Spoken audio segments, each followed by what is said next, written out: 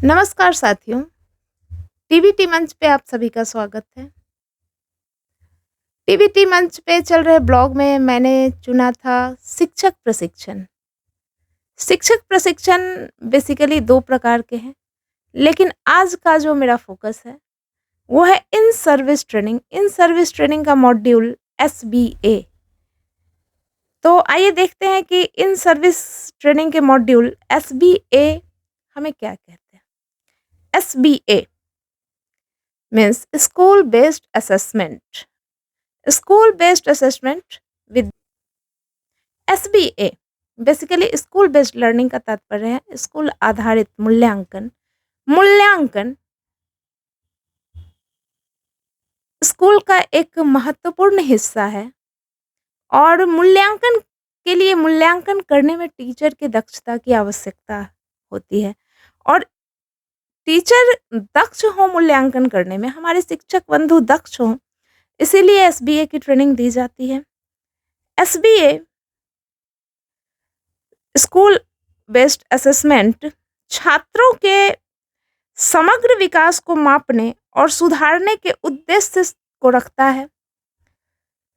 समग्र किसी भी चीज को देखिए, यदि सुधारना है या किसी भी एम को अचीव करना है तो सबसे जरूरी है कि उसे मापना। मीन्स आप कहाँ तक अचीव किए हैं, इसका यदि मेजरमेंट नहीं होगा तो फिर गोल तक पहुंचना पॉसिबल नहीं है। इसलिए स्कूल बेस्ड असेसमेंट में टीचर्स को ये बताया जाता है, टीचर्स के अंदर इस स्किल को तराशा जाता है कि वो किस तरह से पढ़ाने के अलावे बच्चों के समग्र विकास को भी देखते रहें, विकास को भी मापते रहें और सुधारने के उद्देश्य को रखें। मापन सुधार का एक बेसिक कदम है, एक पहला कदम है। आप जब अपने बच्चों को पढ़ाए गए, अपने बच्चों को सिखाए गए पाठ को का आकलन, पाठ का मूल्यांकन करेंगे, आप देखेंगे कि हमें आउटकम क्या मिला, तभी जाके आप सही से एम को अचीव कर पाएँगे और तभी जाके एक बेहतर नागरिक का निर्माण कक्षा कक्ष में हो पाएगा। यह मूल्यांकन केवल परीक्षा आधारित ना होकर छात्रों की क्षमता और कौशलों पर भी आधारित होना चाहिए और मूल्यांकन छात्रों के क्षमताओं और कौशलों पर आधारित होता भी है। स्कूल आधारित मूल्यांकन का बेसिकली उद्देश्य क्या है? देखिए, स्कूल आधारित मूल्यांकन का सबसे इम्पोर्टेंट उद्देश्य है समग्र मूल्यांकन। समग्र मूल्यांकन छात्रों के शैक्षणिक, भावनात्मक, सामाजिक और शारीरिक विकास का आकलन। मीन्स उनके 360 डिग्री, उनके लाइफ के सारे आयामों का मूल्यांकन। और सारे आयामों का मूल्यांकन एक दिन करने से तो कंप्लीट होगा नहीं, हमें पता चलेगा नहीं कि आउटकम मिला या नहीं मिला हमारे मेहनत का। तो ये समग्र मूल्यांकन सतत होना चाहिए। तो दूसरा जो उद्देश्य है वो है मूल्यांकन सतत हो, सतत मूल्यांकन, कंटिन्यूअस असेसमेंट। छात्रों के विकास को लगातार ट्रैक करने के लिए हम उनका सतत मूल्यांकन करते हैं। सतत एवं समग्र मूल्यांकन बहुत आवश्यक है। लेकिन कई बार देखा जाता है कि सतत और समग्र मूल्यांकन हम अपने क्लासरूम का तो कर रहे हैं, सभी बच्चों का कर रहे हैं, लेकिन कुछ खास बच्चों का व्यक्तित्व कुछ खास तरह का है। कोई बहुत तीव्र बुद्धि बालक है, कोई बहुत मंद बुद्धि बालक है। तो वैसे बच्चों को हमें व्यक्तिगत देखभाल की ज़रूरत होती है। हमारे वैसे भावी नागरिकों को व्यक्तिगत देखभाल की बहुत ज़रूरत होती है। मंद बुद्धि के बच्चे हों या तीव्र बुद्धि के या किसी भी अन्य तरह के, किसी भी दिव्यांगता या किसी तरह की समस्या से जूझ रहे बच्चे हों, तो उनके व्यक्तिगत उन्नति पर ध्यान देना बहुत ज़रूरी है और प्रत्येक छात्र की क्षमता और ज़रूरतों के आधार पर सहायता प्रदान करने के उद्देश्य से यह व्यक्तिगत मूल्यांकन भी किया जाता है। सृजनात्मकता और कौशल के विकास, छात्रों के सृजनात्मकता और कौशल के विकास संबंधी मूल्यांकन उनको समस्या समाधान के लिए प्रोत्साहित करने के लिए किया जाता है। लाइफ में आने वाली जो प्रैक्टिकली जो समस्या है, आजकल जैसे हम लोग बात कर रहे हैं ना कि आंसर तो क्वेश्चन का बच्चे बना ही लेते हैं, लेकिन हमें आउटकम क्या मिला? तो ये आउटकम हमें क्या मिला? आउटकम सोसाइटी को क्या मिला? बच्चे के लाइफ पे हमारे पढ़ाने का क्या इम्पैक्ट हुआ? इंडिकेटर मतलब उनके बिहेवियर में क्या-क्या परिवर्तन दिख रहे हैं एजुकेशन के बाद, क्लास के बाद। तो ये सब चीज़ें, इन सब बातों का मूल्यांकन होना बहुत ज़रूरी है ताकि हम अपने मंज़िल को पा सकें। देखा जाए तो स्कूल आधारित मूल्यांकन के कुछ खास प्रकार देखने में आते हैं, कुछ खास प्रकार हैं।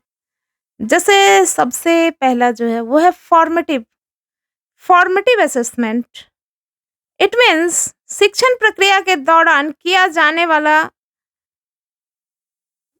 प्राप्त करने का उद्देश्य छात्रों को सीखने में मदद करने एवं शिक्षण विधियों को सुधारने के लिए यह मूल्यांकन किया जाता है।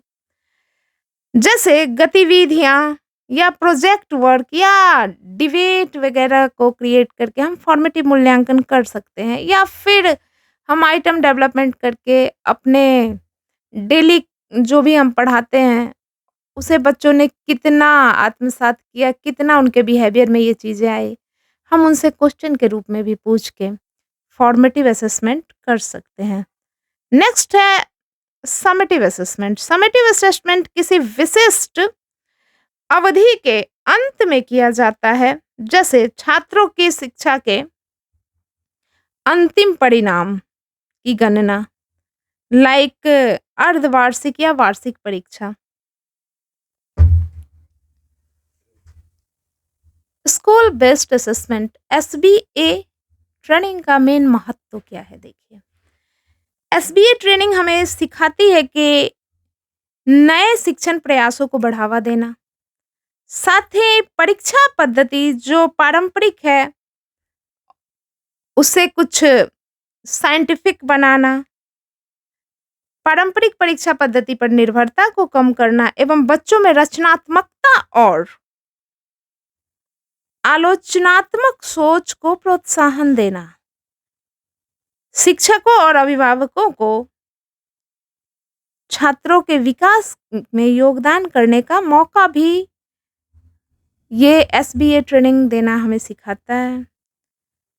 एसबीए का क्रियान्वयन राष्ट्रीय शिक्षा नीति एनईपी 2020 भी एसबीए को बढ़ावा देती है। साथ ही बिहार पाठ्यचर्या ढांचा 2023, बिहार करिकुलम फ्रेमवर्क 2023 समग्र मूल्यांकन और स्थानीय स्तर पर अनुकूलित शिक्षण पर जोर देती है।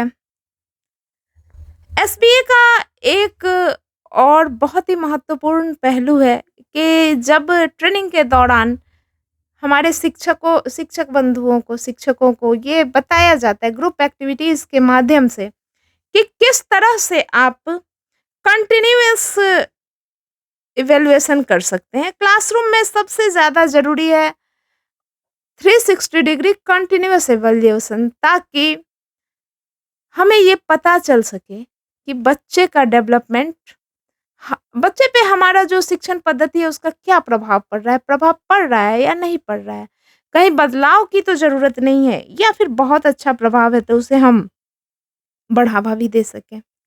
एसबीए ट्रेनिंग शिक्षकों को केवल मूल्यांकन करने वाले के रूप में नहीं, बल्कि मार्गदर्शक, सहयोगी और प्रेरक की भूमिका निभाने में सक्षम बनाती है।